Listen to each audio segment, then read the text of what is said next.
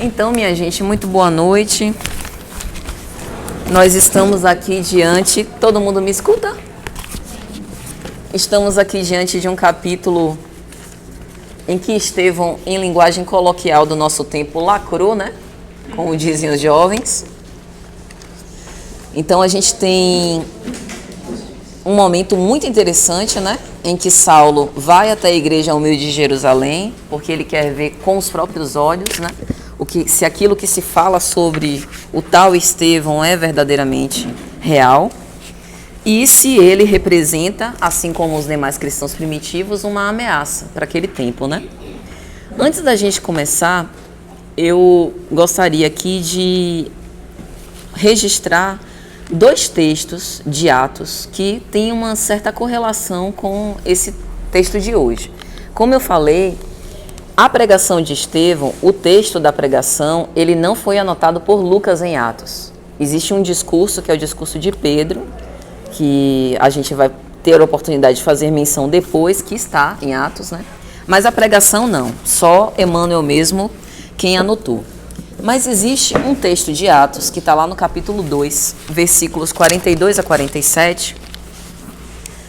Atos é um livro que está depois dos Evangelhos, né? No Novo Testamento, que fala sobre a primeira comunidade cristã. E é interessante porque no texto, Lucas vai dizer mais ou menos assim. Eles se mostravam assíduos ao ensinamento dos apóstolos, a comunhão fraterna, a fração do pão e as orações. Apossava-se de todos o temor, pois numerosos eram os prodígios e sinais que se realizavam por meio dos apóstolos. Todos tinham abraçado a fé. Reuniam-se e punham tudo em comum. Eles vendiam as suas propriedades e bens e dividiam entre todos segundo as necessidades de cada um. O que me chamou a atenção desse texto é que ele reforça reiteradamente o todos, unânimes, assíduos.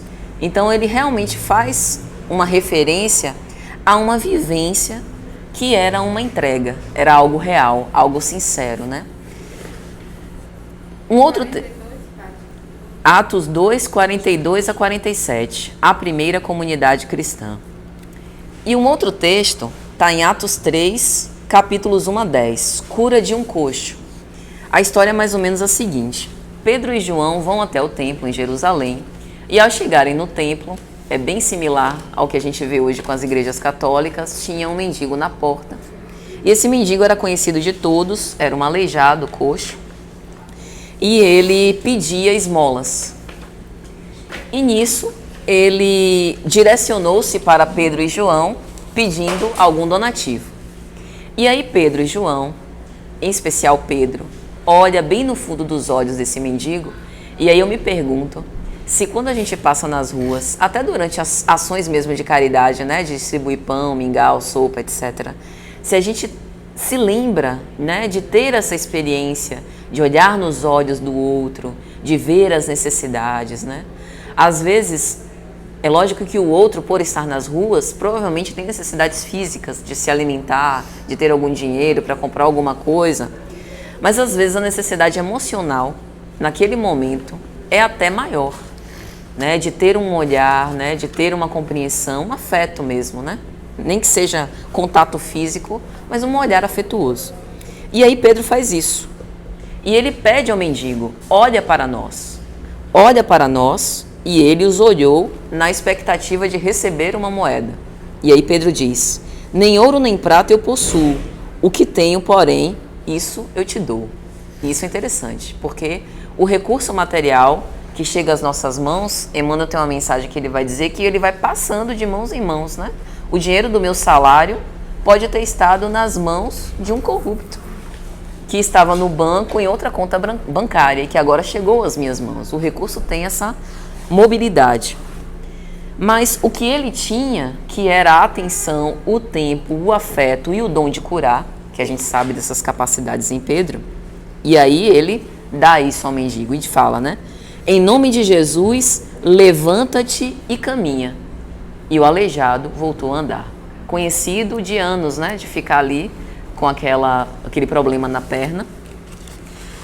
Veja, a força boa noite, do coração evangelizado, em nome de Jesus, se colocando como um instrumento de cura.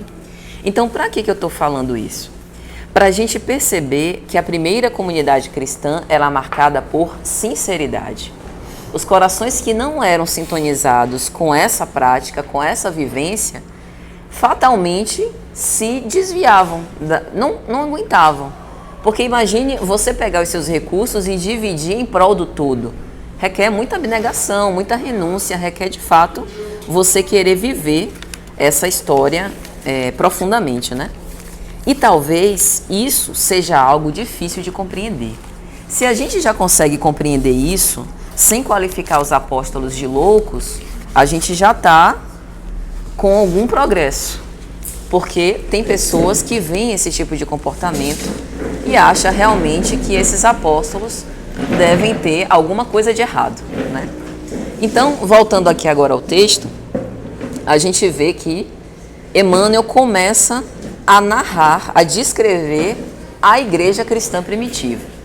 Então, o mais humilde, o mais paupérrimo que a gente puder imaginar, ele diz, né? O pavilhão singelo não passava de um grande telheiro. Não sei se todo mundo entende o telheiro, mas o telheiro é uma armação de madeira com as telhas dispostas. Não tem alvenaria, não tem base firme. Então era um grande telheiro revestido de paredes frágeis. Então era uma armação de madeira com as telhas dispostas em cima, com paredes finas, sem nenhum tipo de recurso, carente de todo e qualquer conforto. E aí tinha uma massa compacta de miseráveis e pobres. Então a gente pensa, né, nesse grande telheiro, nessa casa aberta. Então pense que era uma casa suscetível a intempéries, devia ter mosquito, dificuldade de limpeza, né, por conta da alta circulação, inclusive de pessoas. Abarrotada, apinhada de gente, esparramada por tudo que era canto.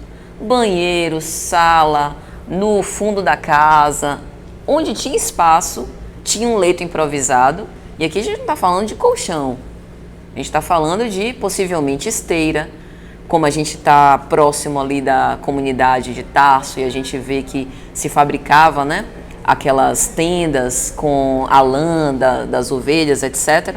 Então a gente está pensando em coberturas de algodão paupérrimas e as pessoas estendidas sendo cuidadas ali pelos apóstolos. Mas existia uma coisa que confortava e que suplantava essas necessidades materiais, que era o amor. Então a gente vê a descrição aqui e aqui a gente está falando de doenças bastante sérias, né? A gente está falando de lepra, de pessoas que tinham partes do seu corpo se desmembrando enquanto vivas, né?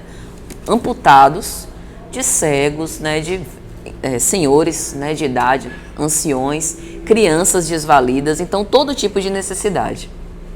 E aí, diante dessa situação, provavelmente eles viviam um dia normal, como outro qualquer, cheio de carências, se apresenta, e aí a gente pensa, bem vestidos, bem trajados, né?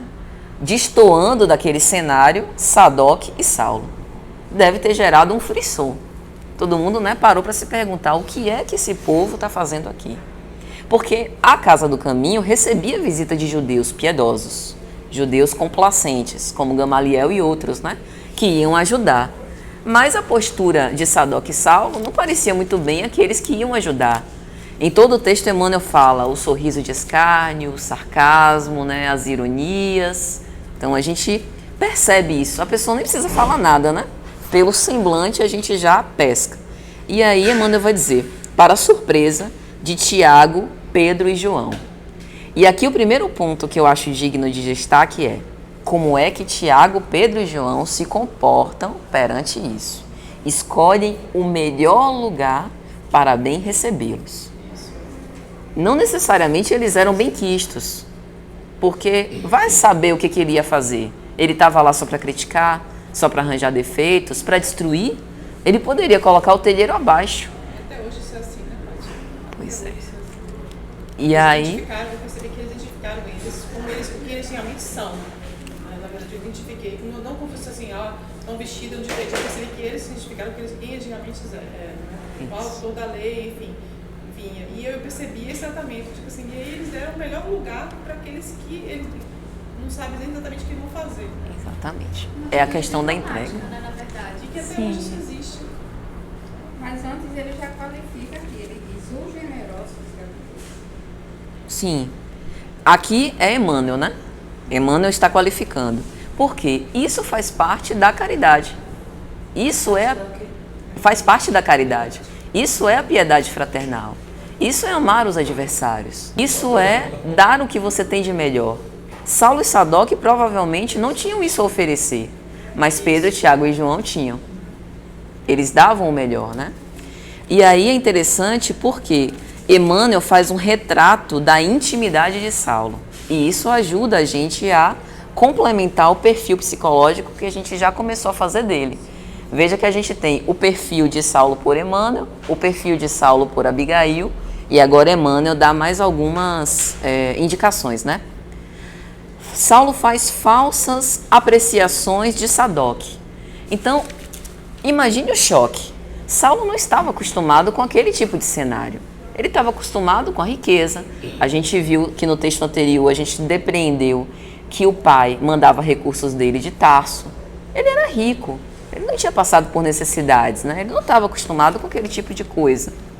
E provavelmente ele se surpreendeu quando ele viu tanta carência de recursos, né? Um ambiente paupérrimo. E aí ele começou a pensar, né? Ele começou a equacionar o que Sadoc tinha falado, de que Estevão era alguém bastante perigoso, e ele pensou, mas que perigo esse povo pobre pode oferecer. É até uma questão de orgulho, né? Eu, com todo o meu poder, doutor da lei no Sinédrio, futuro rabino, eu coloco isso daqui abaixo em 2 tempos. Por quê? Isso é importante, porque não era exatamente um reconhecimento. Nossa, poxa, o pessoal realmente, né, tá fazendo um bom trabalho aqui. Mas é mais uma questão de colocar-se em supremacia em relação àquela posição. Outra coisa, ele viu os homens ignorantes, debilitados, doentes. Era o maltrapilho cuidando do estrupiado, né? Crianças abandonadas, mulheres semi-mortas. E aí Emmanuel vai anotar. E ele sentia um mal-estar quando flagrou os rostos desfigurados dos leprosos. Qual não se sensibilizaria, né? Veja que aqui não é uma sensibilização a ponto de tomar-se de compaixão para auxiliar, mas ele se sentiu incomodado, é humano, né? E aí tem uma parte que Emmanuel vai dizer: o conhecido doutor da lei notou a presença de várias pessoas que lhe acompanhavam a palavra na interpretação dos textos de Moisés na sinagoga dos Cilícios. E aqui tem várias coisas para a gente comentar. Primeiro, ele estava em terreno desconhecido, mas contava com apoiadores. Isso não significa que os apoiadores eram sinceros, mas eram pessoas que provavelmente queriam jogar dos interesses. Estavam ali para fazer figuração, ser o público dele, o que ele decidisse, provavelmente eles ovacionariam, em busca de um retorno para os seus próprios interesses. Uma pergunta, se não foi Paulo que convidou, quem convidou esse pessoal para dar apoio aí? Sadoc, provavelmente. Não é revelado na obra, né? Não é revelado na obra, mas provavelmente surgiu de boca ouvido. É aí que ele talvez até responda. É que ele ficou até observando que a existência desses judeus que ele via durante os discursos deles estavam aí à procura de um apoio qualquer. Sabe aquelas pessoas que estão em determinados locais contando com algo no futuro, não necessariamente está ali. É isso que a gente está falando, né? Mas como eles, a pergunta é como eles chegaram lá, como eles ficaram sabendo. Isso. Eu acho que talvez isso aí. Eu acho que eles nem estavam sabendo que ele iria. Eles estavam lá. Eu entendi isso. Eles encontraram eles perceberam que existiam pessoas que estavam lá, que acostumava ele encontrar lá na sinagoga. Não é que ele tenha chamado. Vamos ler o texto, né? Vamos ler o texto para a gente. No capítulo anterior, Sim. Sadoc foi contar a ele uma das novidades naquele Sim. encontro, né? Aí diz a ele não tinha, aliás, ele diz que acho que ouviu falar Então aí ele diz que vai lá checar para ver se o que eles estão falando fere a lei mosaica. E provavelmente isso Já tinha essa foi divulgado. proposta lá quando É, eles se é o encontraram. que eu imaginei também. Tanto Que que esses daqui, que eram companheiros lá do Sinédrio, na certa souberam e foram, diz claramente aqui, que eles foram como quem vai onde Saulo vai. isso. Foi, Basiladores, talvez. foi exatamente isso, ó. A visita de Paulo Isso. ao templo ignorado dos galileus fenômenos atraíram muitos afeiçoados do farisaísmo. A Eles, pergunta. sabendo que Saulo iria, eles foram para ver o que iria ser, qual atitude iria ser tomada diante daquela... Isso, mas a pergunta não foi essa. A pergunta é por que eles foram. Então eu acredito que seja a hipótese de Nelma, que como Saulo já tinha falado com Sadoc sobre a sua iniciativa de ir, isso foi divulgado. Pronto. Mas voltando ao texto, o que eu quero fazer aqui é uma retificação. Porque foi dito na última aula, né, por Mário, sobre a sinagoga dos cilícios, que esses cilícios seja uma menção aos flagícios. Isso não é verdade, né? É bom a gente esclarecer isso porque assim, isso é importante. Primeiro, no judaísmo existem incursões na lei, né? Existem registros na lei, como por exemplo, Levítico capítulo 19, versículo 28. Não fareis incisões em teu corpo. Então não nos parece uma postura adotada pelos judeus o autoflagício. A gente vê isso depois na própria Igreja Católica, né, por alguns católicos que eram ascetas, né? Mas isso não parece fazer parte do judaísmo, ou pelo menos isso não era regulamentado. Mais tarde, o próprio apóstolo Paulo, nas suas epístolas, também fala contra, né, o autoflagício. Por exemplo, na Epístola aos Coríntios, nós trazemos em nosso corpo a agonia de Jesus, a fim de que a vida de Jesus seja também manifestada no nosso corpo, fazendo aqui uma alusão ao corpo santificado. Gálatas, doravante ninguém mais me moleste, pois trago no meu corpo as marcas do Cristo. Então não parece realmente que isso daqui seja sinônimo de flagício. Mas os cilícios, eles eram nativos de uma região da Ásia Antiga, da Ásia Maior, que era a Cilícia. Então essa sinagoga, assim como Paulo de Tarso, Sadoc de Damasco, que indicavam os locais de onde eles ascendiam, falavam aqui da sinagoga dos nativos da Cilícia. Mais para frente, a gente vai ver também igreja de Antioquia, a igreja dos filipenses, que eram de Filipos. Então é mais uma localização geográfica mesmo. Então, voltando à intimidade de Saulo, o que parece aqui é que, de fato, aquelas pessoas estavam lá para ver o que ia se suceder, para dar algum apoio no que fosse necessário, com o objetivo dessa pseudo-solidariedade para ter, né, os seus interesses e para, de alguma sorte, prestar esse apoio moral, de estar ali presente, né, fazendo figuração. É importante também a gente se lembrar que Saulo era um mito. Por que eu quero falar nessa figura do mito? Para dizer, segundo o próprio Emmanuel, que a sua inteligência era um penhor de esperança. Os judeus depositavam, né, todas as suas esperanças no futuro rabínico dele. Então, ele era um expoente, ele era um representante.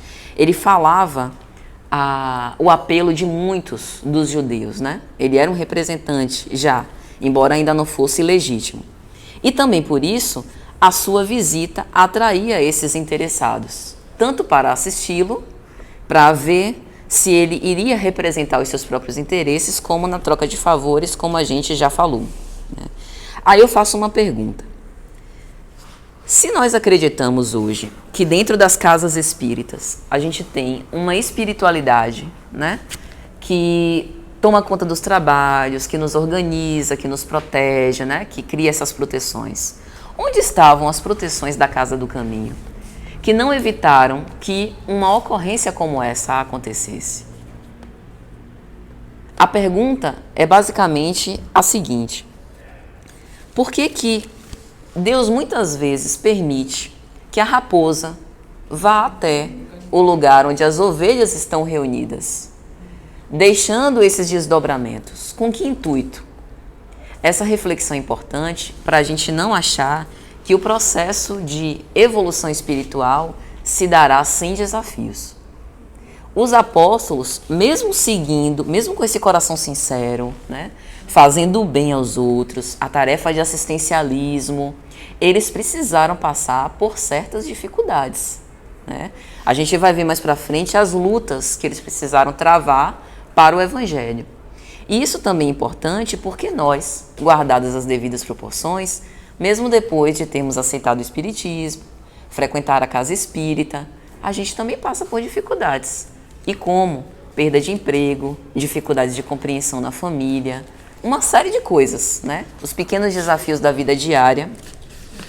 Então isso é interessante. Não significa falta de proteção, muito pelo contrário. É proteção na retaguarda para que a gente consiga expressar a nossa postura evangelizada. Porque sem a prova não tem como. Para testar a fé também. Exatamente. Outra pergunta que eu faço. Por que Saulo de Tarso, fariseu, judeu, escolhe ir à casa do caminho às vistas e não às escondidas? Nicodemos foi falar com Cristo às escondidas. Eu trouxe até a obra. Está nessa obra aqui, ó. Primícias do Reino. Tem um capítulo que a Amélia vai dizer, né? Nicodemos, o amigo, capítulo 4. Aí ela vai dizer: a cidade era um covil de espiões. Nicodemos desejava a verdade, mas não a ponto de se prejudicar na posição que ele desfrutava entre os doutores da lei. Então, ele resolve marcar uma entrevista com Cristo para altas horas da noite. Seria mais discreto. Ninguém o viria. Por que Nicodemos tem essa preocupação de fazer as escondidas e Saulo, inclusive, se regozija em ver os presentes lá aguardando ele? Eu acredito que ele tem já mostrar para a autoridade, né? Exatamente. Ele mostrar desafiar, perguntar. Eu tinha certeza que ia esmagar. Pois é. Em todas as respostas, o traço do orgulho, né? De ser visto, de se sentir maior. Outra coisa, a gente vê aqui no texto, né? Em todo momento, observações irônicas. Emmanuel fala, Saulo fez observações irônicas e pitorescas em relação a Sadoc. A tentativa de ridicularizar, de menosprezar, de diminuir.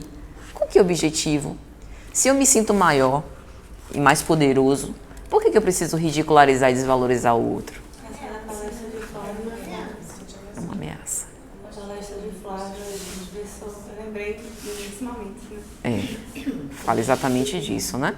Às vezes o orgulho esconde até um complexo de inferioridade, um medo. O orgulho de ser humilde. O orgulho de ser humilde. Quando ele falou de Chico de fato sentia a humildade. Acho que Paulo de fato acreditava nesse orgulho, né? Porque ele de fato era a verdade dele. Não era aquilo que Flávio trouxe no final sobre qualidade e defeito. Vamos colocar assim, a gente viver na verdade os dons, sabendo integrar. Ele acreditava e acreditava ser aquilo uma virtude, né? Isso. Aí veja, olha a situação, vamos tentar pensar agora dentro da cabeça de Saulo. Ele está lá, vendo aquela situação, o jogo está ganho. Ele deve ter pensado, isso daqui para mim é fácil. Aí chega Estevão, ovacionado. As pessoas ficam, né, naquele frisson.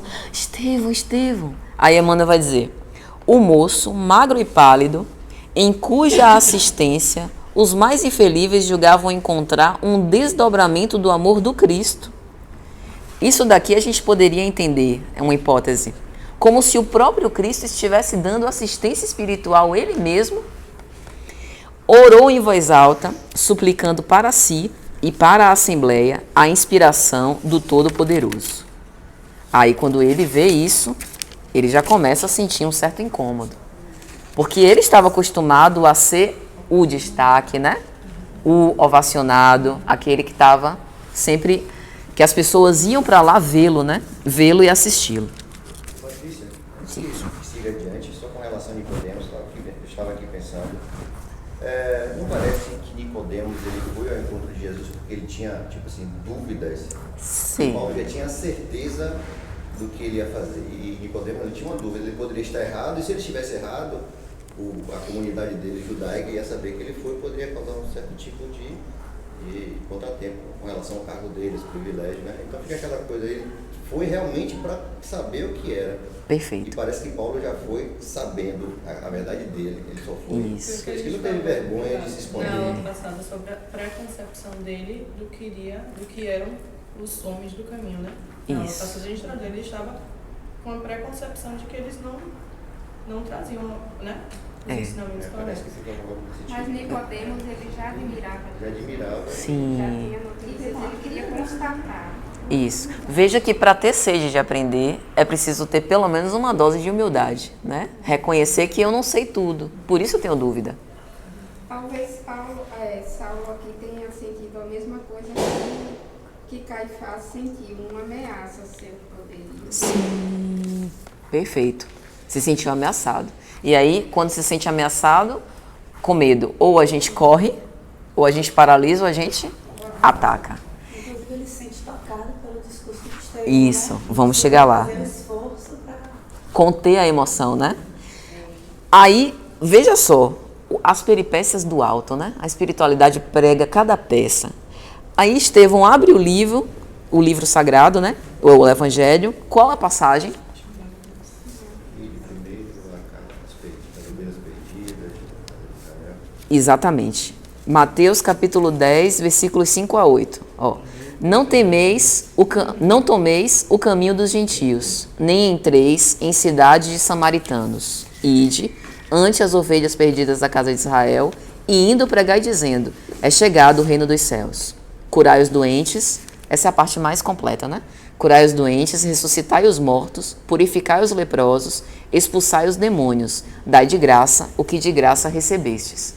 Então, a indicação aqui do Cristo é, antes de você procurar aqueles que não sabem nada, que nem receberam a primeira revelação, vai àqueles que já têm, teoricamente, o seu solo com alguma semente plantada, que podem ser mais receptivos à mensagem. Ide a essas ovelhas desgarradas, né? E aí eu me lembrei de outro livro de Emmanuel, que é A Caminho da Luz, que Jacinto sempre cita, né?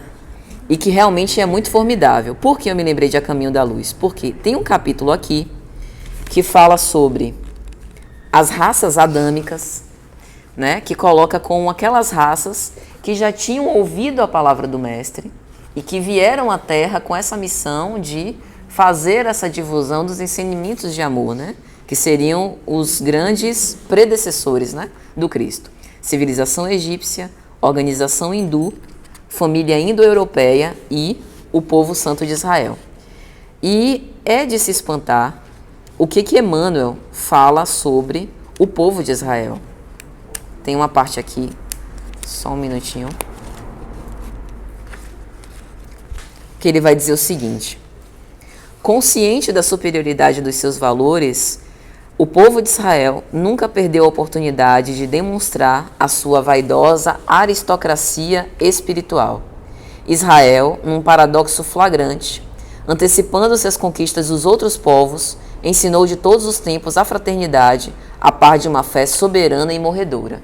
Parece que ele está falando de Saulo de Tarso. Era uma pessoa sincera, leal aos ensinamentos de Moisés, que tinha uma fé soberana e morredora, mas que conservava a vaidade de pertencer àquela casta dos doutores da lei que sabiam e que governavam os seus povos. E aí Emmanuel vai dizer, né? De todos os povos, Israel, o mais crente, era também o mais necessitado, dada a sua vaidade exclusivista e pretensiosa. Muito se pedirá de quem muito haja recebido. Então, quando Cristo fala para ir às ovelhas desgarradas de Israel, ele está sendo movido por piedade, por ter dado tantos recursos ao povo de Israel, né, que tinha condição de entender melhor os seus ensinamentos, e por conta desse desperdício.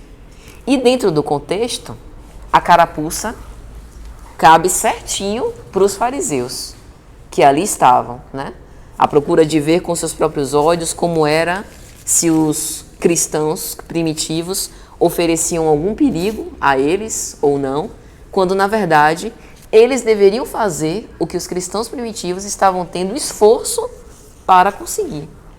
A assistência aos mais necessitados, a autêntica caridade e a evangelização das pessoas, né? E aí o interessante é que, assim, quando Estevão começa a falar, veja que ele começa o seu discurso, que está aqui na página 81, se referindo ao bom pastor. E uma das primeiras coisas que ele fala é o seguinte: éramos escravos das imposições pelos raciocínios, mas hoje somos livres pelo Evangelho de Cristo Jesus. E aí uma pergunta: nós hoje somos livres dessa escravidão dos raciocínios? Ou às vezes a gente ainda fica, né, discutindo, não que não seja importante, é muito importante, mas o quanto tempo a gente fica discutindo as questões científicas, excessivamente teóricas, sem extrair a essência, né, dos ensinamentos. Acho que eu vejo muito a lei de progresso nesse capítulo. Acho que é bem marcado assim, nessas partes, nessa fala, sobre a evolução da gente. Nem sempre o intelectual e moral vão caminhar no mesmo nível, no mesmo... Isso. E o interessante é que Estevão se coloca com empatia, do tipo: você, judeu, que ainda não consegue perceber isso, eu te entendo, porque eu também sou de Israel. Eu sou descendente de uma das tribos. Mas eu estou te dizendo que a nossa escravidão já acabou. Nós fomos libertos porque o Messias já veio. E essa compreensão eu quero compartilhar com vocês que ainda se sentem escravos e ainda estão buscando a vinda do Messias, né? Então, a pregação dele o tempo inteiro é uma pregação que se aproxima e não que se distancia pela vaidade intelectual. Mas isso não é fácil de ser compreendido quando a gente já está com as nossas preconcepções, armados com os nossos complexos. É mais fácil rechaçar. Você faz a projeção, né? Você acha que o outro é orgulhoso do que... Pois é. Exatamente. E aí, ele começa a fazer aqui, né, diversas... Isso que eu acho mais belo no texto, particularmente, ele começa a fazer diversas analogias e pontes do Velho Testamento com o Novo Testamento. Moisés foi a porta, o Cristo é a chave. A lei de Moisés é a pergunta, o Evangelho é a resposta. A lei é humana, o Evangelho é divino. Moisés é o condutor, o Cristo é o Salvador. Com a lei éramos servos, com o Evangelho somos filhos. E aí a gente vê a diferença, né? O servo é aquele que trabalha e no final do mês tem o seu ordenado. Nem sempre ele tem afeto pelo seu empregador. É alguém com quem ele tem relações profissionais. Assina um contrato de trabalho, vai lá para trabalhar, pronto, acabou. Mas o filho não. O filho tem envolvimento, tem amor pelo pai, mesmo que não morra de amores, mas é sangue do mesmo sangue, tem um parentesco, um vínculo, né? E sabe que tem a herança. A gente também tem a herança, a criação, né? Talvez o caso precisa ser tanto bem doído, porque ele deve estar sentindo que já estava ferindo mortalmente a lei de Moisés, né? Exatamente. Fala no tocante a comparativo com a lei de Cristo, né? Então ele já deve ter ficado bem... Sem falar que ele se vê como servo, uma pessoa que é o doutor da lei, que cita Moisés até como se fosse um igual. Ele não se coloca abaixo, claro. É a lei de Moisés e ele defende, ou seja, ele está ali, né? Ombro a ombro, está ombreado com Moisés defendendo a lei. Então, de repente, você tem que se ver como servo, é realmente muito difícil. É muito difícil. Quando a gente lê aqui a pregação de Estevão, eu ficava me perguntando como é que Saulo estava se comportando, porque já desde o início, imagino que ele já tinha se ajeitado na cadeira. Porque ele fala que Deus nos enviou seu filho sem mácula. Acho que Saulo não percebeu que estava se referindo a Jesus, porque ele já mandava parar naquele momento, né? Mas Emmanuel vai só no finalzinho, começa a falar sobre. Eu acho que Paulo, pelo menos, se ajeitou na cadeira quando Estevão começou a falar. Né? E tem uma frase que eu achei interessante, que fala: Moisés a porta e Cristo é a chave. E tem um espírito que agora não recordo qual deles é, que fala assim, que o Cristo é a porta e Kardec é a chave. Não sei se você já ouviu alguma coisa do tipo. Parafraseando um pouco esse Exatamente. Mas isso não diminui de Jesus nada, né? Mas é que ele sente que Exato. foi diminuído. E aí tem uma parte que ele fala, né? Quando outros povos se debatiam nos interesses inferiores, cercando os falsos ídolos de falsa adoração e promovendo simultaneamente as guerras de extermínio com requintes de perversidade, tu, Israel, esperaste o Deus justo. Então, enaltecendo essa, digamos, predestinação, né, do povo de Israel que participaria desse envolvimento pela evangelização. E também chamando para a responsabilidade, né? Tu, Israel, que já recebeste tanto, que venceu o politeísmo, né, a falsa adoração aos múltiplos ídolos, é tão difícil assim entender, né, esse Messias, esse Cristo humilde que vem ensinar a renúncia. E aí ele fala também de todos os desafios que o povo de Israel já fez, né? Já teve.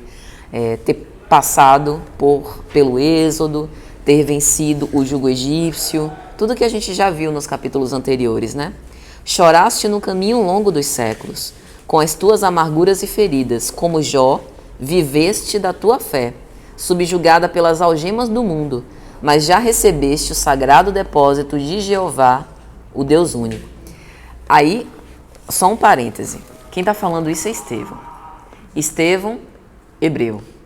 Passou pelo cativo de Roma, como cativo de Roma. Então ele tinha propriedade para falar. Ele entendia isso, porque foi algo que ele viveu. E por isso é tão importante a gente bem dizer as experiências, principalmente as mais dolorosas. As experiências mais dolorosas, elas nos levam a essa compreensão elevada da renúncia e da dor, né, da abnegação, do esquecimento de si mesmo. Quem não passa por dificuldades, dificilmente, à custa de muito esforço, vai compreender a sublimidade desses ensinamentos. Só quem passou consegue, né, ter a sensibilidade suficiente.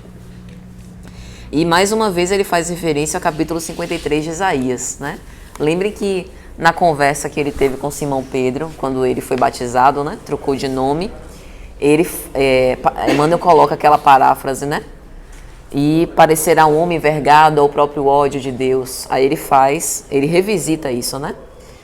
O Cristo vergado ao peso de nossas iniquidades, mas desde a hora da extrema renúncia, a sagrada causa divina prosperaria para sempre em suas mãos.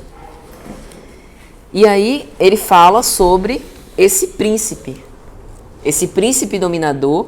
Isso aqui a gente já deve estar na página 82. Ele fala sobre este príncipe dominador que os judeus esperavam, né? Aqueles que viria no carro do triunfo na cidade santa, com os troféus sangrentos de uma batalha de ruína e de morte. E é interessante porque Estevão diz, né? Será que a gente acreditaria mesmo que o Messias viria competindo com os príncipes terrestres? Competindo com esses recursos que vão ficar aqui mesmo nessa esfera material? O príncipe da paz não poderia ser o príncipe da guerra, né? E é interessante porque ele faz aqui um discurso que fala sobre temas bastante atuais. Por exemplo, seus discípulos amados virão de todos os quadrantes. Eu entendo isso como não a intolerância religiosa. Os cristãos não virão apenas do espiritismo, virão também de outras formas de professar essa religião, né? E todas são muito válidas. Veja que nas raças adâmicas, que Emmanuel coloca em A Caminho da Luz, ele vai definir os egípcios, hindus, indo-europeus, israelitas. É como se o Cristo disseminasse os seus ensinamentos pelos 4 cantos do mundo, justamente para fazer com que esse evangelho nascesse em todas as nações, fosse bem divulgado, né? E aí mais para frente ele diz: no grande testemunho, os homens não entenderam a sua divina humildade, falando do Cristo, e os mais afeiçoados o abandonaram. Mas ninguém poderá eximir-se dessa culpa, visto que somos todos herdeiros das suas dádivas celestiais. Onde todos gozam do benefício, ninguém pode fugir à responsabilidade. Essa é a razão por que responderemos pelo crime do Calvário. E essa é a razão porque o Cristo, no final da Sermão da Montanha, sereis bem-aventurados quando fordes perseguidos por amor ao meu nome. De certa forma, a gente tem participação com esse delito. Mesmo que não seja direta, Mesmo que na época a gente não tenha colado o chiclete na cruz, nem ajudado ao apedrejamento, embora há uma obra, Memórias de um Suicida, né, de Ivone do Amaral Pereira, que ela narra a história de Camilo Castelo Branco e outros, que ele diz que a época do Cristo ele participou. Escolheu Barrabás. Estava no apedrejamento de Estevão. Mais pra frente. Então, a gente já tem uma noção, assim, mais ou menos, né, de como as pessoas estão hoje e como eram naquela época. Ele teve essa descoberta depois no mundo espiritual. Mas, enfim, a grande questão é, quem melhor entende, mais pode compreender os outros. A gente que já tem todas essas revelações, a gente tem mais recursos para poder viver o Evangelho melhor do que quem ainda não recebeu, né, esses ensinamentos. E aí a multidão estava extasiada, né? Um discurso desse. Aí vem Saulo de Tarso, né? Já no finalzinho aqui da página 83, Estevão prossegue com a sua preleção. E aí no último parágrafo, Emmanuel vai dizer: Saulo de Tarso, emotivo por temperamento. Emotivo? Mas ele não era frio, dissimulando o que sentia? Como é isso? Mas já comentava ele era emotivo, mas não deixava transparecer. Exato. Ele era esperto de se trancar.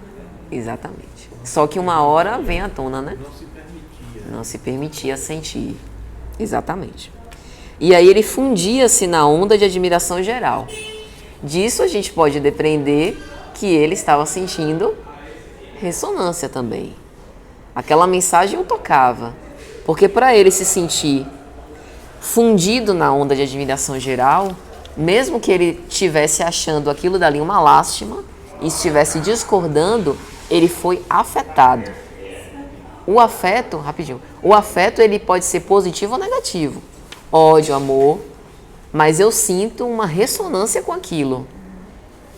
O que eu fiquei perguntando assim, porque me parece o tempo todo que ele não é um homem ruim. Ele se toca das mazelas das pessoas. Eu acredito que como homem inteligente, talvez ele devesse ter se questionado em alguns momentos, né? Sobre a sorte das pessoas e tudo que acontecia. Então talvez nesse momento, ouvir a palavra de Estevão fizesse ressoar nele Perfeito. clareza de raciocínio para algumas coisas, mas assim, o orgulho, a própria questão da educação, de a lei é essa, a lei é isso, e a gente aceita, acolhe, acredita, sem raciocinar, não levasse ele a poder, assim, a se ver na condição de poder negar aquela lei ou entender que ela se expande, na verdade. Isso. E veja que esse caldo emocional que ele sentia também afeta no raciocínio, né? Que uma coisa é a gente ter discernimento e lucidez quando a gente está calmo. Outra é a gente estar afetado e aquilo dali embaralha completamente a capacidade de compreensão. Fora a questão social e política. Veja, ele, além de ser reconhecidamente uma inteligência brilhante, ele estava sendo visto. Tudo que ele fizesse seria gravado na eternidade ali. Então, pensar duas vezes, né? Ele estava na vitrine, estava exposto. Pensar duas vezes antes de fazer. Desnudado. E ele provavelmente ponderou naquele momento. Bom, vamos tentar aqui ver qual o impacto e qual o perigo real que isso daqui pode oferecer ao judaísmo dominante. E ele viu que aquilo tocava as pessoas. Qual o perigo maior do que uma mensagem que, mesmo que seja uma falácia, né, um sofisma, toca as pessoas, movimenta, né, aquela multidão. Que o Estevão mostra, na mesma página mais acima, quando ele diz o Evangelho, ele diz Moisés é o poder todo, Cristo é Salvador. Ele literalmente colocou Moisés em segundo lugar. Sim. Ele disse que o Saulo não gostou. Isso. Não tolerava, né? Você a diferença entre a lei e o evangelho anunciado para aqueles homens estranhos que a mentalidade não podia compreender. Sim. E aí ele também está no papel de defender. Isso. Dá para compreender. Mas veja que a situação, ela é mesmo uma situação de fronteira, de divisão, né? De mudança de paradigma, que a gente está diante de uma nova revelação. E aí Emmanuel vai falar, a vitória de Estevão na consciência popular, qual a se verificava naquele instante, causava-lhe indignação. Ele não podia suportar. Ele não podia suportar Moisés ser rebaixado à figura do Cristo carpinteiro, mas ele também não podia suportar a figura daquele candidato a pregador ser mais admirado do que ele mesmo, né? Então aqui a gente tem o melindre, tem uma mensagem, se eu não me engano é de Caiba Schutel, que ele vai falar, melindre é o filho dileto do orgulho, né? Aquele verbo ardente, a inspiração de Estevão, aquilo o tocava, mas também o suscetibilizava por conta desse brilhantismo, né? E aí é que começa a coisa ficar boa, né? Aí começa o bate-rebate. No meio da pregação, Estevão foi tomar um ar para continuar. E aí Saulo aproveita para interromper a pregação. Não era nenhum momento, porque no final costumava-se, né, franquear a palavra e tal. Não era nenhum momento. Saulo já começa com uma afronta, né? Como ousais proclamar a falsa supremacia de um nazareno obscuro sobre Moisés? Quem era esse Cristo? Ele não foi um simples carpinteiro? Mais uma vez a coisa de rebaixar, né, de colocar, desvalorizar, ridicularizar o adversário para tentar buscar essa supremacia. E considerar Israel invencível. Exatamente. Acima de tudo isso. Então, se ela é invencível, o seu Messias tem que ser alguém respeitado, lustroso, imponente, que se posicione à base da força. E ele tinha essa dificuldade. Fui intimamente tocado. Eu estou emocionalmente abalado, mas eu não posso destruir a minha imagem, destruir tudo que eu sei da lei. Provavelmente naquele momento ele passou também por um conflito, mas ele vestiu a máscara do ego, do impassível e foi para frente. E aí a gente vê como os apóstolos se sentiram. Tiago estava lívido. Os apóstolos sentiram medo, não se sabia o que ia acontecer daquilo ali. Talvez até Tiago tenha cochichado baixinho para Estevão. Velho, pelo amor de Deus. Por favor. E o interessante é que vem de novo a humanidade de Estevão, né? Estevão também empalidecera, mas ele não titubeou, continuou com a serenidade. A coisa não é fácil para ninguém. Mas ele não voltou atrás uma vírgula. E aí ele faz a réplica, né?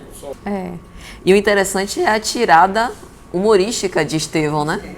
Ainda bem que o Messias fora carpinteiro, porque nesse caso a humanidade já não ficaria sem teto, sem abrigo. Exato. Mas assim, o interessante é que em todas as réplicas de Estevão, ele não se preocupa em humilhar o adversário. Tem uma parte até que Emmanuel diz: o doutor da lei foi o primeiro homem da cidade que se atrevera a perturbar o esforço generoso do evangelismo, sem trair a seiva de amor que lhe desbordava do coração. Talvez a forma, talvez não, né? Com certeza a forma como Saulo se reportou não seria a melhor, mas era um espírito sincero. Era alguém leal, né? Que queria ali realmente defender a lei de qualquer impostor, embora os cristãos primitivos não fossem esse impostor. E aí Saulo faz a tréplica. Como assim, né? Que dizer de um Salvador? Veja só. O que Saulo diz aqui, às vezes eu ouço de algumas pessoas no meio espírita hoje. O que dizer de um Salvador que não conseguiu salvar-se a si mesmo, né? O Deus dos exércitos não teria meios de assinalar o seu enviado, senão com uma cruz de martírio entre malfeitores comuns? Eu já ouvi. Que transição planetária é essa que a gente vê, né, pulular tanta violência? Cadê a espiritualidade superior que está nos largando ao desamparo? E o interessante... Uma outra mais nova é que Brasil, coração do mundo, pátria do Evangelho. Acontece, né? O que está acontecendo? Um monte de perdido, né? Será que a gente já faliu, né? Já tá. O barulho do Dutra me fez pensar alguma coisa assim. Isso, pois é. Mas na crise é que tem as maiores transformações. Isso. A proposta é de redenção. Eles ficam, como você falou, na retaguarda. Exatamente. É possível ter o mérito desses dados. E eles ficam ali amparando, vamos ver como é que eles vão se sair, né? Isso. Na hora da crise. Simplesmente, só para concluir, aí Haroldo fala que no tempo de Jesus ele se misturava com ele convivia com meretrizes, publicanos, que eram pessoas mais mal vistas. Aí eu entendi o Brasil, né? Não tem um pouco dessa característica, por que não Jesus está tendo aqui uma participação presente? Aí eu sosseguei. Justamente esse livro explicando o povoamento, né, das Américas, explica isso, de como um pouquinho de cada coisa, inclusive do erro, vamos dizer assim, foi trazido. Exato. E ele usa uma expressão que é hospital-escola. Terra é hospital-escola. Então, hospital, doente. Escola, aprendiz. E a proposta do Evangelho é essa, né? Remissão. Só se redime aquilo que está no erro, né? E aí, o próprio Estevão vai explicar, né? O Cristo mostrava o engrandecimento pela renúncia. Ele não veio entre os príncipes da iniquidade. Ele veio mostrando essa entrega, né? Essa abnegação. E aí ele vai responder: amigo, Israel jamais poderia esperar um Messias a se exibir num carro de glórias magnificentes do plano material, suscetível de tombar no primeiro resvaladouro do caminho. De fato, se a gente ficar esperando, né, o Messias vindo como aquele que vai acabar com tudo, não é essa a proposta. Recursos para isso o alto teria, de aniquilar para reconstruir melhor. Até com as experiências que a gente já tem, né, quem sabe a gente aproveitaria. Mas a proposta não é de aniquilamento, é de reforma, transformação. Então a gente precisa conservar aquilo que já existe, aquelas bases, para poder refazer de uma forma maior. E aí fica nesse bate-rebate. Esse parágrafo anterior aqui, quando ele começa a descrever, aqui é a fala de Saulo, né? Diga a página. É na mesma, não, 8:5.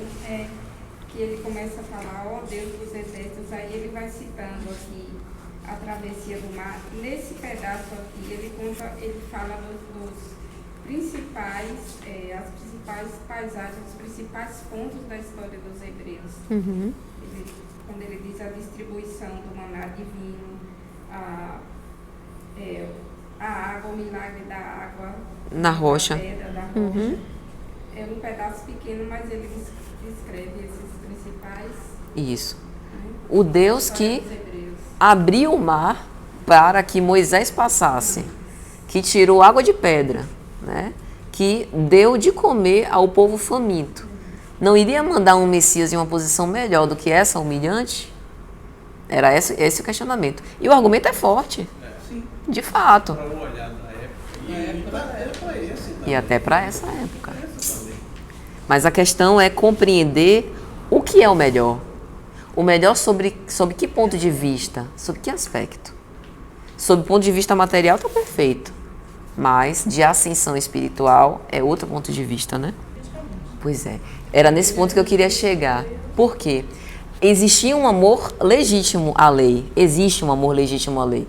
Mas na época os interesses políticos também governavam esses impulsos e essas tendências de querer submeter os outros à fé. Voltando para a pregação, Estevão continua a encher Saulo de argumentos, tentando fazê-lo compreender, né? Página 86 já. Jesus executou a sua tarefa entre os mais simples ou mais desventurados, em que muitas vezes se encontram as manifestações do Pai. Os sãos não precisam de médico, né? Como Cristo dizia. Que educa por meio da esperança insatisfeita e das dores que trabalham do berço ao túmulo a existência divina. O Cristo edificou entre nós seu reino de amor e paz sobre alicerces divinos. Quem de nós, então compreendendo tudo isso, poderá identificar no emissário de Deus um príncipe belicoso? Não. O Evangelho é amor em sua expressão mais sublime. O mestre deixou-se imolar, transmitindo-nos o exemplo da redenção pelo amor mais puro. Então, veja, o tempo inteiro Estevão tentando equipar Saulo de recursos para convencê-lo, não pela força, pelo poder argumentativo. E talvez isso o incomodasse ainda, mas veja que mesmo entre eles, a gente vê que a fraternidade às vezes era meio artificiosa, como no caso de Sadoc, né? Troca de interesses. Mas assim, o posicionamento de Jacinto é perfeito porque mesmo Estevão, quando chega à casa de caminho, irmão, por que me chamais irmão? Há uma coisa estranha nisso. Não era da cultura. Não era da cultura isso. Exato, realmente tem essa diferença cultural. E aí sim, Saulo estava lá cheio de contra-argumentos, né? Com todas as balas na agulha para poder disparar. E Estevão, sem dar mais espaço, peço venha para concluir as minhas palavras. Se não vos falei como desejar. Peraí, não, embora não. Pode voltar. Sabe o que me lembrou? Essas passagens de Jesus, há tempo de falar e há tempo de calar. Muitas vezes ele era atacado, ele se calava. Por que não se defende? Ele calava. Você vê que a atitude é muito parecida. Né? Ele talvez tenha aquela ensejo, dizendo, nesse momento agora é hora de encerrar. Só que Isso é uma cena de coisa. Isso é covardia? Fugir do debate, discutir. Né? E aí ele fala uma coisa muito interessante. Dar a César o que é de César. Em geral, a gente pensa isso no cenário em que foi dito, do imposto. Mas isso é bem mais amplo, né? Aí ele fala, amigo, o Cristo aconselhou que devemos dar a César o que é de César e a Deus o que é de Deus. Ou seja, dentro do que você tem o poder, você pode mandar e desmandar. Você quer me acusar? Vai e me acuse publicamente. Exato. Mas nos assuntos de Deus, é Ele quem pode me julgar.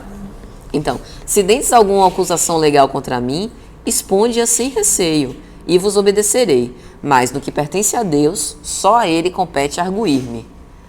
Ele age com humildade porque ele fala lá atrás que aquilo que ele está falando serve para ele também, né? Sim. Os defeitos dele, porque ele traz. Exatamente. Essa postura nunca foi nem compreendida nem pelos próprios romanos na época das perseguições. Essa coisa de tentar tirar a fé que eles queriam pela dor, pela morte, pelo suplício, né? Retirar a fé daquelas pessoas, que é o que ele mostra aí. Sim. É a questão de consciência. Isso. Você pode fazer o que quiser, me prenda, me bata, me expolie tudo que eu tenho, mas a minha consciência ninguém toca. E isso deve ser uma coisa assim, deixou ele desarmado. Exatamente. Aí você veja, a pessoa está com raiva, desejo de vingança, né? Quer submeter o outro, e o outro, no auge da racionalidade, vence você no argumento lúcido, a pessoa fica desesperada. Muitas palavras. Pois é. Para o que o próprio, acho que foi Jesus quem disse, meu Deus, sacudir o pó das discussões farisaicas, né? Acabar com esse fermento. E aí, tipo, Saulo fica tentando achar uma forma de alguma sorte, não sentir tanta dor, porque é uma dor real, a dor do orgulho ferido. Não sei se já aconteceu com vocês, mas quando a gente tem dificuldade de dominar os nossos impulsos, é uma dor muito grande, né, de querer descarregar isso de alguma forma e não conseguir. E aí Saulo, querendo usar a força para subtrair Estevão, como é que eu posso dizer? Não é o acusa, o ameaça, né? Olha, eu vou levar você ao Sinédrio e você vai ser destruído. Amigo, o Sinédrio tem 1000 meios de me fazer chorar, mas não lhe reconheço poderes para me obrigar a renunciar ao amor de Jesus Cristo. Ele tentou desestabilizar as o tempo inteiro, mas o tempo inteiro agiu com humildade e sabedoria. Então ele se desestabilizou. Estevão entrou na vibração dele, né? Pois é. Então, assim, a palestra de Flávio, talvez isso seja fácil da gente fazer quando de fato é genuíno viver o evangelho, né? Exatamente. Em nenhum momento afetação, né? Mas ele já considera, né? Ele diz, eu preciso elucidar os erros dessa casa. ele já classifica como eu estou certo, então ele se achava o eleito, né? Isso. E veja que isso só piora as coisas para ele, porque ao se afastar, é como se ele estivesse cavando o abismo para os próprios pés, né? Ele está subindo. Na teoria egóica dele, ele está no alto patamar. E a queda é ainda maior. Quando a gente se coloca com humildade, é mais fácil a gente reconhecer, né, os nossos equívocos e até acolher aquilo. Provavelmente, se Estevão anuísse e discutisse ali com ele, o resultado fosse o mesmo, porque os argumentos de Estevão iam levar ele a se sentir, né? Ofendido, ameaçado, ele ia querer de qualquer forma levar ele ao julgamento. Então não ia ter muito, eu acredito. Sim. Não teria Ia ser perda de tempo. Nem teve quase uma discussão tão prolongada, né? Foi um momento que eles estavam fazendo uma palestra ali. Exato. Batendo boca ia ficar feio, né? E ele Estevão considera muito mais importante as ações do que a própria palavra, como ele diz assim, não será lícito perdermos tempos em contendas inúteis quando o trabalho do Cristo reclama o nosso esforço. Exatamente. É muito mais importante a ação Do que isso ele a discussão teórica. fazia, né, no atendimento aos doentes, Isso. matar a fome, dar esperança, muito mais do que discutir. Eu acho que Estevão tinha entendimento real, que Saulo não tinha nenhuma noção da profundidade do que ele estava falando. Né? Realmente, então ele precisou discutir. Se eximir de qualquer discussão, porque ele via que nada que ele dissesse ia mudar o pensamento de Saulo. Né? Não tinha profundidade, ele não entendia a profundidade do que ele falava. Então ele preferiu. Veja que não faltava discernimento. Faltava querer entender, Eu né? acho que se você aplicar isso aqui numa casa espírita, para a gente, que a gente convive, que trabalha aqui, é aplicar a mesma postura. Porque muitas vezes você é atacado de determinada forma e você sabe que o que você vai dizer não vai atingir ainda, porque a pessoa, ou porque não quer, ou porque é teimoso, acha que está sempre certo, a opinião dela é que está certa. Então, isso a gente também tem que tomar cuidado, porque acontece aqui também. Sim. Né? Você conta uma coisa, não, que nada, então assim, não adianta. Tem que sair, tem que ter essa inteligência emocional que ele teve, dizer, ó, tudo bem, você não aceita? Tudo bem, não tem problema. Mas eu preciso deixar a semente também, Exato. plantar a semente e deixar lá, aquela semente Isso. vai incomodar quando ela, né? Vai chegar um momento, uma situação na vida que aquilo vai brotar. Vai brotar. E aí começa a relacionar os pontos. Fulano falou aquilo, isso acho que vai acontecer mais adiante. Deve acontecer. E eu fico imaginando a torcida, né? O pessoal lá, vai Estevão, vai Saulo. O pessoal dividido, né? Alto, né? Devagarzinho. Vai ser. Isso aqui vai ser assim, alguns protestos isolados começam a ser ouvidos, né? As pessoas Isso. E aí vem uma grande surpresa. Quando Estevão desce da plenária, chega uma velhinha maltrapilha, né? Com uma jovenzinha. Senhor, eis que continuais a bondade e os feitos do profeta de Nazaré, que um dia me salvou da morte, apesar dos meus pecados e fraquezas. Atendei-me também por piedade. A minha filha emudeceu há mais de 1 ano. Trouxe-a de Dalmanuta até aqui, vencendo enormes dificuldades, confiada na vossa assistência fraternal. Aí veja o que Emmanuel coloca. O pregador refletiu, antes de tudo, no perigo de qualquer capricho pessoal de sua parte. Isso aqui é o orgulho, exatamente. Para se resguardar daquilo que ele via em Saulo, né? E aí, mais uma vez buscando essa humildade, essa sinceridade, ele coloca as possíveis dádivas ao Cristo. E aí diz, né? Como que atuado por uma força estranha, acrescentava: hás de falar para louvor do bom mestre. Como os apóstolos diziam, né? Levanta-te e anda em nome de Jesus Cristo. Eu te curo por amor a Jesus Cristo. E aí a enferma que estava muda falou: louvarei, se ainda fosse Moisés, né? Louvarei ao Cristo de toda a minha alma eternamente. Aí matou. Contra fatos não há argumentos. Aí provavelmente ele deve ter ficado mesmo. Veja que assim, o despertar, o cair em si da estrada de Damasco, ele já vem, não digo o despertar, mas a sensibilização com o evangelho, com essa proposta, a semente já tinha sido plantada. Acredito particularmente que esse foi o primeiro momento. Ouvir a pregação de Estevão o sensibilizou para mais tarde o seu despertar, né? Ele Isso. já era sensível, né? Embora ele não aceitasse, ele já era Isso, sensível. sim, Ele só colocava a razão na frente. exatamente. Ele ouve e presencia, né? Isso. Uma cura, né? E o que acontece? Decide ir embora, né? Não vou conseguir mesmo sair daqui com nada melhor do que isso. O pessoal deve ter começado, né, a se movimentar. Como está escrito, né? Os pobres e os aflitos, como se houvessem recebido um reforço do céu para o êxito da crença pura, encheram a sala de exclamações de sublime esperança. Saulo observava a cena, sem poder dissimular a própria ira.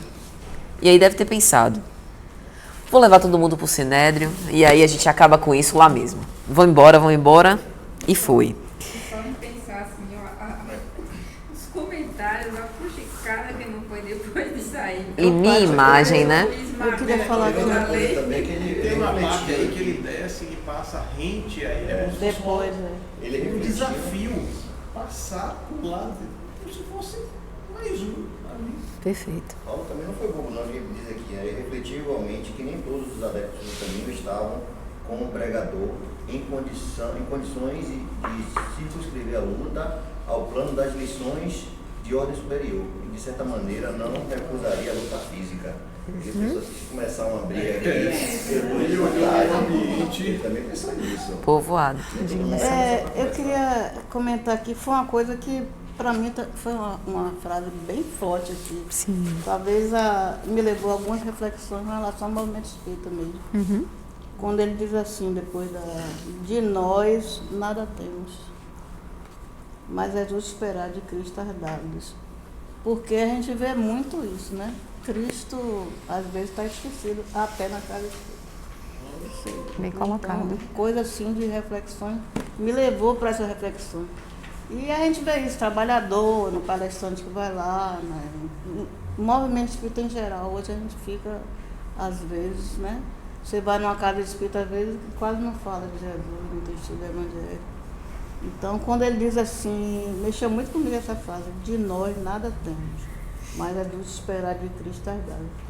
Aí me lembrei de João, né? João Batista, né? É preciso que eu diminua para que ele cresça. Eu acho que isso tem que estar muito assim na nossa Tudo cabeça. que a gente faz dentro da casa de bem feito, não somos nós. Tudo né? que acontece Estamos sendo ali, você vê, né? inspirados a fazer, Instrumento. Você está dando margem a isso. Somos instrumentos. Só isso, mais E a gente vê muito claro aqui o trabalho da espiritualidade, né? No momento é um crucial, perigo, realmente. chega uma pessoa com Isso né, pra para que quem- aconteça uma cura ali, né? E Estevão reflete, mas mesmo assim o processo continua, né? E mais adiante Saulo vai ficar lá, né? Muito irritado, mas a semente estava, né? Com certeza.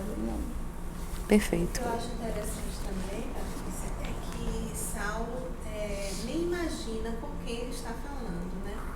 Que é a pessoa, né? Que é a Cunhado. amada dele, tanto queria que ele mudasse, né? E como muitas vezes na vida, a gente também está diante de pessoas, de situações que a gente nem imagina, não aquela coisa de sabe com quem você está falando, não. Mas às vezes aquele que a gente acha que menos vai fazer diferença é o maior aprendizado. Bem colocado. E mais tarde ele fala com a noiva, né? Menina, você não sabe o que aconteceu. Nem te conto. Tem um Estevão aí, meu Deus do céu. Esse Estevão pagará caríssimo a humilhação que pretendeu infligir-me publicamente. Como assim? Pessoal. Teve isso? Eu não vi isso. Né? Ele se acha a lei. Interpretação pessoal. Exatamente. Mas ele diz mais assim, lutaria com Estevão até dobrar-lhe a resistência moral. Ele nunca iria dobrar a resistência moral de Estevão. Nunca, Com porque certeza. Inquebrantável. Estevão estava muito mais alta do que a dele, né? E Abigail, coitada, sem saber, da missa um terço, acompanha-te na defesa das nossas crenças. Não devemos abandonar a nossa fé ao trato e ao sabor das interpretações individuais e incompetentes. Veja que ela dá o testemunho com base no relato parcial. Mas toda história tem dois lados, né?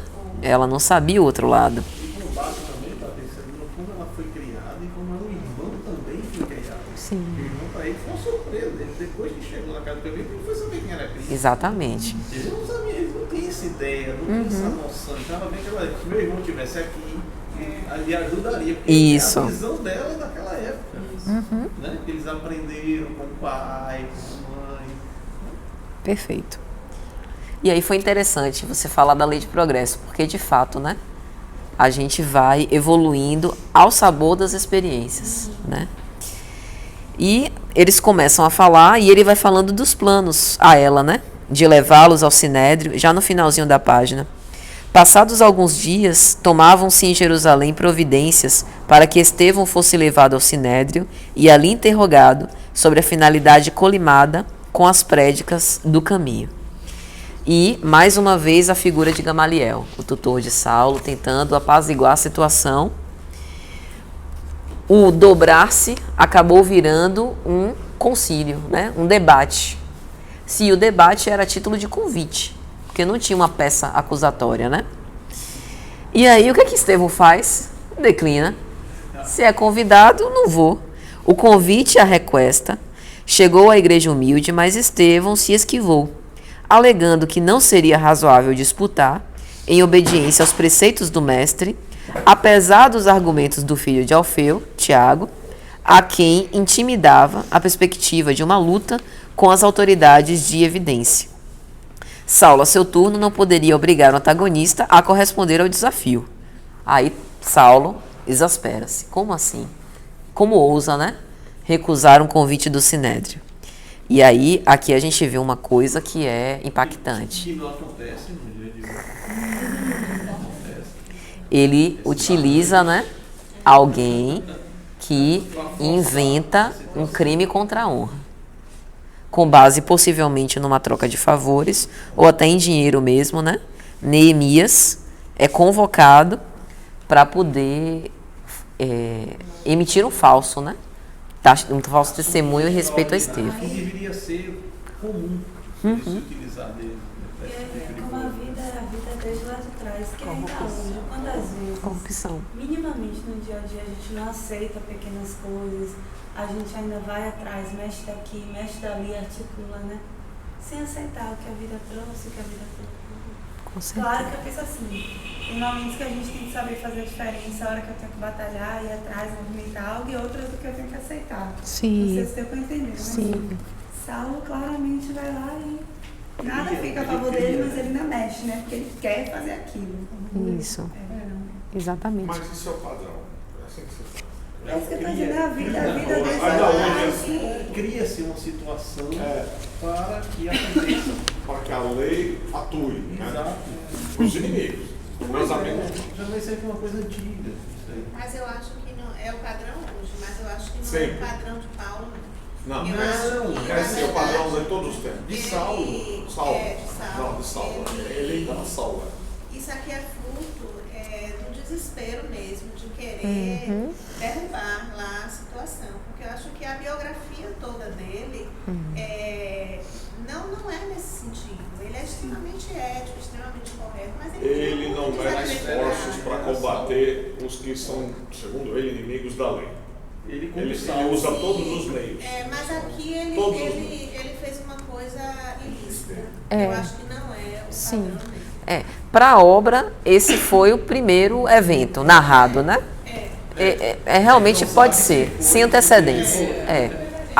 A princípio, vamos pensar na inocência. Que a gente conhece. Ele era gente como a gente. Sim. Antes dessa modificação. Às vezes a gente acha que a gente já está muito lá em cima, tá que vem isso daí em cima pra gente. Perfeito. E Neemias? Porque Saulo... Eu disse aqui só uma aqui antes, Patrícia. Isso aqui é como o Mário fala, isso é de todos os tempos. Isso aqui, esse quadro, esse palco aqui, sempre foi muito mais político do que religioso. Porque isso aqui é uma arena política e é uma guerra de egos, né? De posições de mando. Então, quando você lê qualquer texto dessa época, se analisar o próprio julgamento de Cristo, era uma peça política, muito mais do que religiosa. Então, é isso mesmo, sempre foi assim. Eu acho que no passado era pior. Está evoluindo, quer dizer, está aparecendo agora um pouco mais e a gente está podendo combater, né? Isso é uma arena política, é uma arena de lutas políticas. E a posição de Neemias? Ele não poderia ter se recusado? Porque Saulo pergunta, né? Necessito de alguém que o denuncie como blasfemo em face da lei e lembrei-me da tua cooperação nesse sentido. Ele não está ocultando os interesses dele, está jogando aberto. Neemias foi porque quis. Não deve ter sido a primeira vez, porque ele já era uma pessoa acostumada a esse tipo de trabalho. É coisa fácil. Uma questão de favor, né? Questão de favores, né? Que eles recebiam naquela época. Ficar bem aos olhos de uma pessoa dessa na época. Ele diz mandar e eu estou para obedecer. Ele também tinha interesse. Ele devia ter uma família. Mas isso não seria perdoado? Porque ele estava ali constrangido perante alguém que gozava de uma figura, de uma autoridade política. Mas você fala que Neemias estava constrangido? A pergunta que eu estou fazendo eu estou sendo uma espécie de advogado de defesa de Neemias. Será que Neemias também não estava coagido? Estou provocando mesmo. Não vejo assim não. Para mim eu vejo ele como um ajudante dele para assuntos dessa ordem. Ele estava querendo, não só ele, devia ter outros. Não, ele não podia negar. Ele podia Não, ele ia negar cada natureza. A natureza de Neemias era essa. Ele argumentou que era para a defesa, ele diz aqui, para a defesa dos nossos princípios sagrados. Mas tem uma parte aí que ele fala com certo sarcasmo, uma coisa Emmanuel me coloca assim, que... uma noção de um ambiente, sim, claro, tá certo, pode chamar. Até porque ele É um- incrementa mais a denúncia. Ele não fala só uma coisa, ele Adiciona. O costume de fazer isso. Não é? Adiciona observações criminosas de própria conta. Por que eu estou perguntando isso? Porque a gente também, cristãos, espíritas, podemos ser convidados a contrariar os nossos princípios. Para falar determinada coisa, você coloca um DX a mais. Isso. Pela sua antipatia ou simpatia. Aí veja só, Neemias provavelmente não imaginava o impacto de uma blasfêmia. Porque a gente vai ver o que isso daqui vai desdobrar. Isso também é interessante. Às vezes a gente acha que um pequeno furto, um pequeno desvio, não tem tanto impacto assim, mas a gente não sabe das consequências daquilo, né? De aceitar uma coisa ou outra. Aqui vai ser um caso bem marcante em relação a isso. Então, por isso que eu estou enfatizando bastante a figura de Neemias. E Emmanuel coloca, né, quando fala assim, que ele responde pergunta com um enigmático sorriso. Acho que já mostra que ele reconhece que pode ter alguma coisa... Que não é certo. Isso. Olha, Isso. A gente conhece as leis naturais. Numa situação dessa, a gente pode infringir, né? As leis que a gente conhece, lei de trabalho e tal. A gente vê aqui que Paulo, o defensor da lei de Moisés, ele infringiu uma lei aqui, que é não levantar falso. Sim. A gente vê que a gente é um pouco da gente também, Sim. né? Ele está colocando, ele esqueceu de tudo. Eu estou defendendo Moisés e para isso eu junto todos os meus sujos. Exatamente. Ele colocou Moisés aqui e o resto vale a pena. Os fins justificam Moisés. Os fins justificam. Ele fez assim. A gente pode fazer a mesma coisa, mesmo conhecendo determinadas leis, né? No caso aí. Isso. Que estão além das leis de Moisés, né? Decálogo. E como é que fica esse resultado na Igreja do Caminho? Né? Como é que os apóstolos recebem isso? Na última página, né? 92. A notícia estourou na Igreja do Caminho, produzindo efeitos singulares e dolorosos. Os menos resolutos, com Tiago à frente, deixaram-se empolgar por considerações de toda a ordem, receosos de se verem perseguidos. Mas Estevão, com Simão Pedro e João, mantinha-se absolutamente sereno, recebendo com bom ânimo a ordem de responder corajosamente ao libelo. Veja que havia um medo em relação ao que aconteceria no day after, né? depois daquele evento, justamente por conta da obra. A gente tem aqui pessoas que estão sob nossa responsabilidade, querendo ou não, que estão sobrevivendo com base nos recursos que a gente dá. Então, de certa forma, condescender em certos pontos, em nome da causa, desde que isso seja sincero, é também sacrificar-se. Mas é também sacrificar-se, não se dobrar em seus princípios por conta de uma acusação, me referindo aqui no caso de Estevão. É isso que eu acho interessante nos apóstolos. Tiago, ele está olhando para o todo e está agindo com caridade. Estevão também. Simão Pedro também. Embora eles busquem lados diferentes. Enquanto uns mais resolutos, sem nada temer, outros querendo uma atitude mais precavida, né? Simão Pedro já tem história dele da negativa de Jesus. Então isso já, na vida dele, já pesou muito, né? Sim. Até aquele livro, que a gente estava até lendo, né? Muito correto, ele está terminando, né? Que tem a parte de Jesus, ou a parte de Pedro, quando uma atendida se insinua para ele, e ele mostrando a dificuldade daquele trabalho e as pessoas interpretando de outra forma, tentando o lado sensual. Tá? Então, assim, ele já tem essa fortaleza dele aí, já é uma consequência de tudo que ele já tinha passado. Né? Diferentemente, talvez, de Tiago, mais jovem. A ética. Mas João também era jovem, né? João também era bem jovem. Talvez o mais jovem entre eles. Em 1980, encontrei um argentino, que era espírita. Ele falou que na Argentina era proibido colocar a placa centro espírita, porque a religião oficial era catolicismo. Quer dizer, faz pouco tempo, quer dizer, ele podia ser preso se ele botasse uma placa centro espírita de fora. Ou qualquer outra religião, aliás, budismo, era proibido, porque o Estado era católico. O Estado era ligado, estava na Constituição isso. Então, isso é interessante porque durante a obra, provavelmente isso também vai acontecer com vocês, a gente toma partido. Agora a gente está gostando mais de Saulo, depois mais de Estevão, depois mais de Tiago. E isso a gente também vai se transformando. A gente vai mudando a nossa convicção, vai se identificando e vai compreendendo mais as razões. Agora, nem sempre as razões estão claras, mas ao longo da obra elas vão ficar mais. Então, minha gente, próximo capítulo, domingo que vem, 18h30, ante o Sinédrio, né? Que a gente vai ver se discorrer. Beleza, beleza? Vamos então, como